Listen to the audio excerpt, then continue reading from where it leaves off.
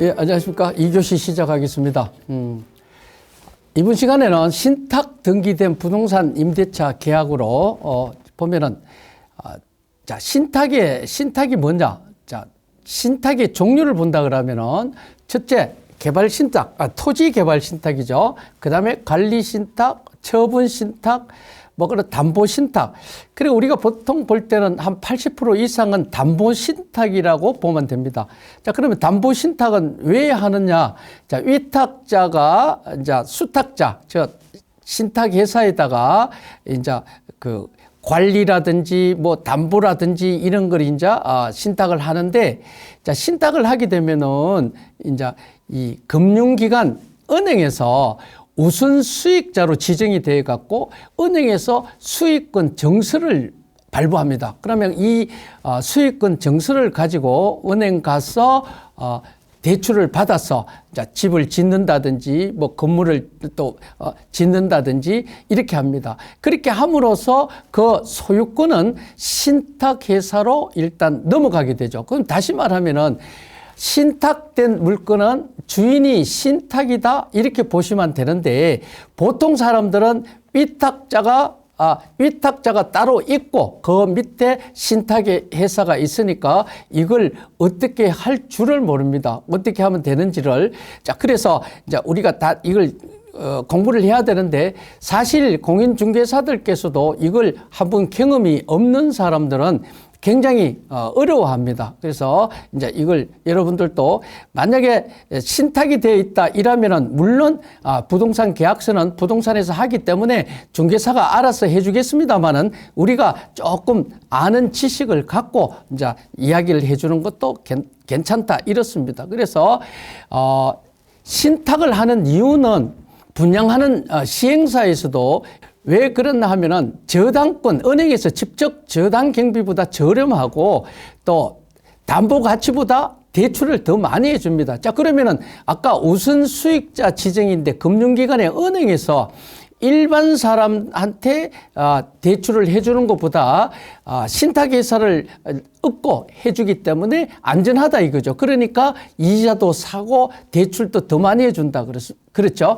자, 그러면 어떤 그 집을 짓는 회사 같은 거 이런 경우를 본다 그러면은 보통 이 집을 짓는데 은행에서는 5억을만 해줄 것을 신탁회사를 통해서 대출을 받으면 10억 까지도 받을 수 있다. 이런 원리입니다. 그래서 요즘에서는 일단 관리를 해달라, 이걸 처분해달라, 이런 신탁도 있습니다만은 이 집에 담보 신탁으로 해서 아까 돈을 빌려서 이 집을 짓습니다. 그래서 이걸 소유권을 신탁회사로 넘긴 겁니다. 자, 그러면은 예를 들면은 90단 할머니가 위탁자인데, 이제 이 신탁회사에다가 맡기고 이 집을 저당해서 대출을 받아서 처음에는 1층짜리 단독주택 60평 정도였는데, 60평 같으면은 3.3한 180, 190제곱미터 됩니까? 자, 이걸 멸실을 하고 9층짜리 건물을 지었습니다. 그래서 마지막 층에 이 할머니하고 아들이 살고가 있는데, 언제든지 이 할머니 생각에는 이 집은 누구 거? 이렇게 계산하면 이 집은 내 거라 그러죠. 신탁회사 거라고 생각하지 않습니다. 그래서 누가 이리 와서 이제 이야기를 하면은, 이거는 내 집이니까 나하고 계약하면 돼. 이렇습니다. 그럼 절대로 할머니하고 계약하면 안 됩니다. 그죠?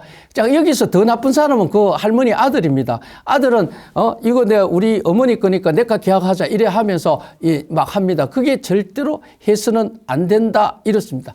자, 그러면 우리가 신탁된 물건 같은 경우는 확인하는 방법이 첫째, 신탁이 되어 있다 그러면은 일단은 등기소에 가십니다. 자, 등기소에 가기 전에 등기사항 증명서를 떼게 되면은 소유권이 신탁으로 넘어가 있으면서 그 밑에 보면은 신탁 남바가 되어 있습니다. 그 신탁 남바를 갖고 등기소에 가시면은 우리 등기상 증명서 떼듯이 신탁 원부를 발급받습니다. 그 신탁 원부를 발급받으면은 그게 아까 말씀드렸다시피 신탁의 종류부터 전부 다 나와 있습니다. 신탁의 원인부터 또 돈을 갚을 때는 또 어떻게 갚느냐 또 이랬습니다. 그래서 신탁 원부를 한번 읽어봤을 때 어떤 신탁에는 계약을 할 때 볼 때 이 돈은 뭐 어떻게 갚으라 자 이런 게 나오죠. 자 그래서 이제 그것도 일단 신탁 원부를 떼고 해야 됩니다.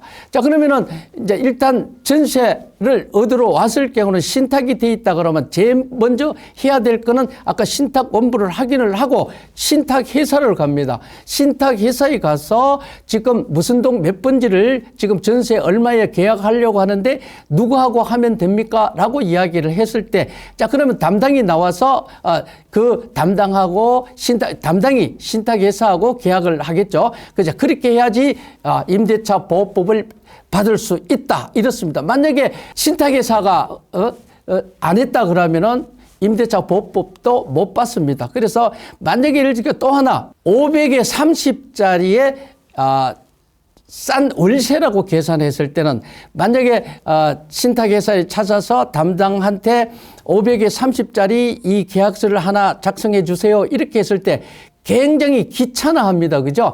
자, 그러니까 거기가 할머니하고 하세요 이렇게 하는 수도 있습니다. 절대로 이것도 안 됩니다.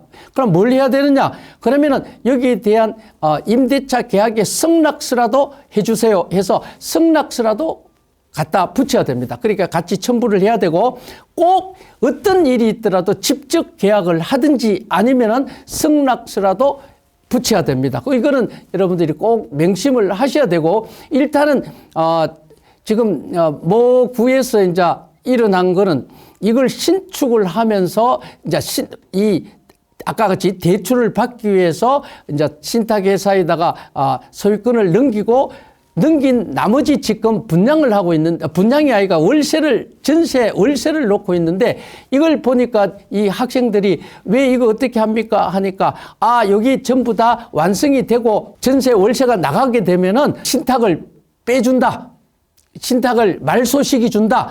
이런 조건하에서 계약을 다 완성이 됐는데 이게 말소가 안 되고 넘어가 버렸습니다. 그래서 굉장히 학생들하고 젊은 분들이 이제 낭패를 본 게 신문에도 났던 그런 기억이 있습니다. 그래서 신탁이 된 물건에 대해서는 여러분들 한 번쯤 더 생각해 보시기 바랍니다. 자, 우리가 공시되는 권리, 공시되지 않는 권리 이렇게 나오는데 이 등기상 증명서에 이제 보면은 전부 공시가 되는 권리가 있습니다. 자, 그럼 여기서 공시되지 않는 권리 사항은 지금 안 나오는 거는 아까 같이 이제 말씀드리는 어떤 임차권이라든지 어떤 지상권이라든지 뭐 등등의 이런 거는 여기에 표시가 공부상에 표시가 안 됩니다. 그래 공시가 안 되기 때문에 공시 안 되는 게 가장 위험한데 여기서도 공시된다 하더라도 어떻게 볼 줄 몰라서 그저 당하는 수가 굉장히 많습니다. 그래서 여러분들 이제 한번 생각을 해봐야 됩니다. 자, 등기상 증명서를 떼게 되면은 자 여기에 나타나는 게 표제부, 갑구, 을구 이 세 가지로 나타나게 됩니다. 자, 그러면은 이 표제부에 일단 제일 첫 페이지가 표제부로 나타나는데 이 표제부에는 부동산의 건물 내용을 전부 되어 있습니다. 자, 다시 말하면은 1층은 몇 제곱미터, 2층은 얼마, 뭐 몇 제곱미터 이런 식으로 쭉 건물에 표시가 되어 있고 밑에 주차장은 또 어떤 게 있고 공용이 있고 개인이 있고 이런 사항이 쭉 나타나는 게 이 표제부에 나타납니다. 그래서 앞에는 이 물건에 대해서 건물에 대해서 나오는 게 이제 보면은 301호 그럼 찾아서 이게 몇 제곱미터다 이렇게 확인을 하시면 되고 또 등기상 증명서에 보면은 개별 등기가 되어 있기 때문에 거기도 건물의 면적, 건물의 면적 등이 나타나고 있죠.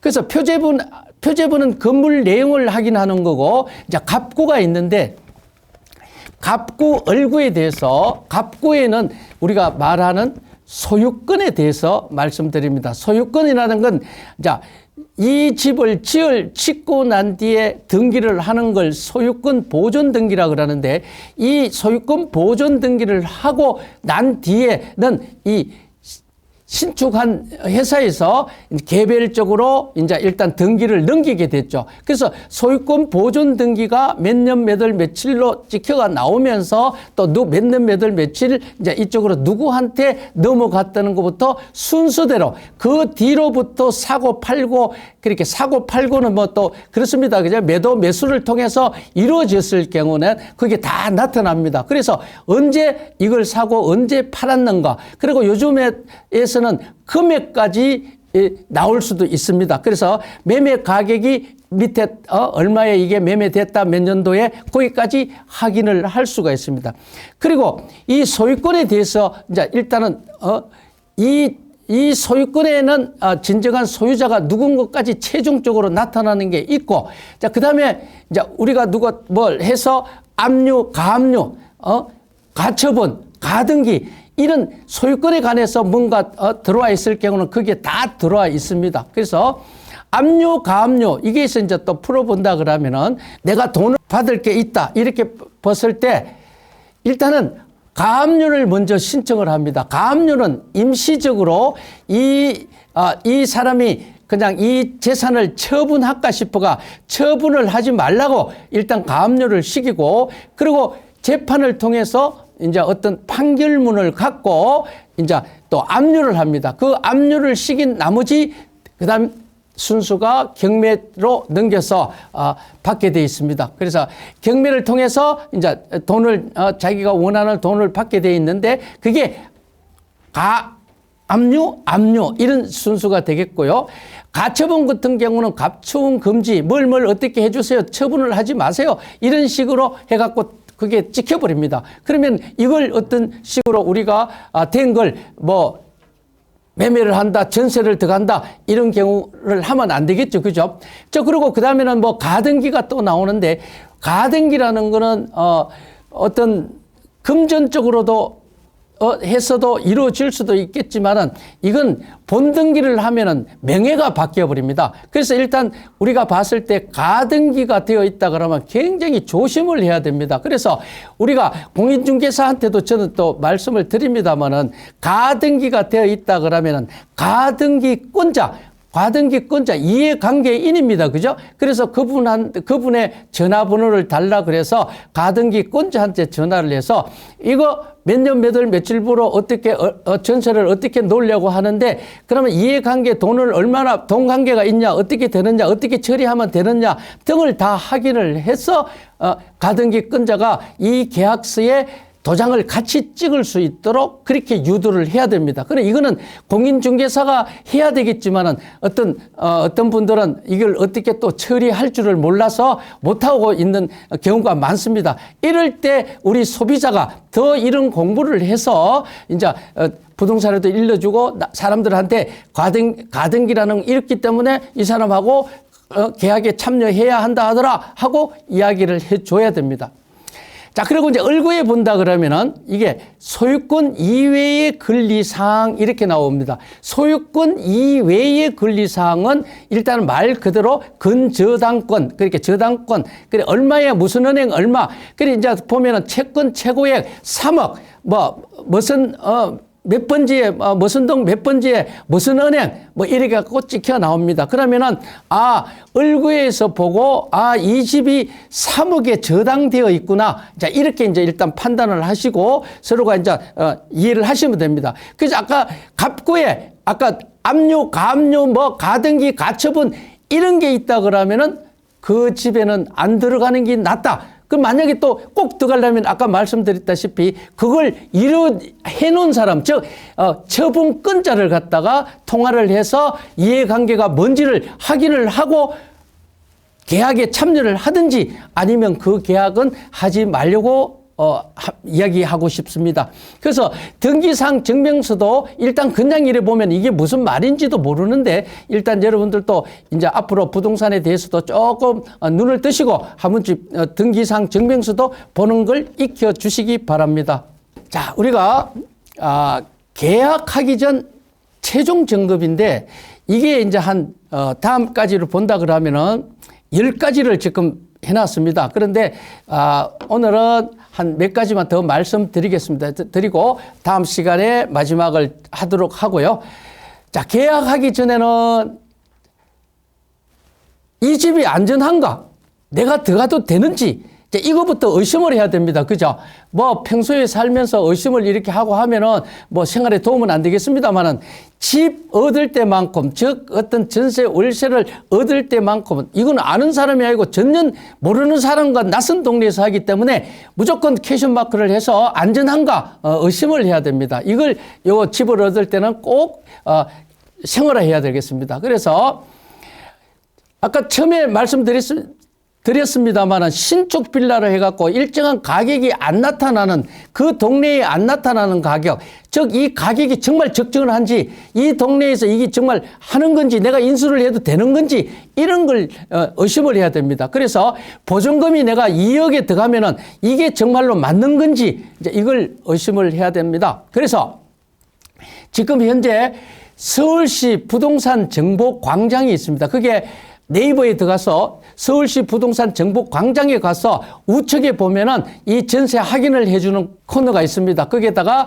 무슨 동 몇 번째를 치고 전세 금액을 치면은 안전한지 안 안전한지를 알려주게 되어 있습니다. 그거 꼭 확인을 하시기 바랍니다. 그리고 국토부 실거래가 공개 시스템에 들어가도 이거는 확인을 할 수 있습니다. 이제는 무작정 그냥 들어가서 내가 이 집을 내가 판단하고 내가 계약하고 이런 것보다는 주위에 이제 이런 공부도 많이 하셔갖고 일단은 서울 시민은 서울시 부동산 정보 광장에 들어가셔갖고 이제 일단 확인을 하시는 걸 생활화해야 되겠다 이렇게 말씀드립니다.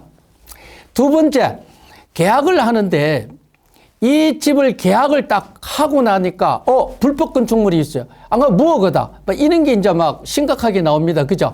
이 불법 건축물이라는 거는 빌라 같은 경우가 예를 들어 갖고 지을 때는 13평을 지어 놔놓고 작은 평수를 지었는데 준공이 떨어지고 난 뒤에는 바로 큰 방, 작은 방을 넓혀버립니다. 그래갖고 이 홍보할 때는 20평 이래갖고 막 이래 해서 돈을 더 받고 이러거든요.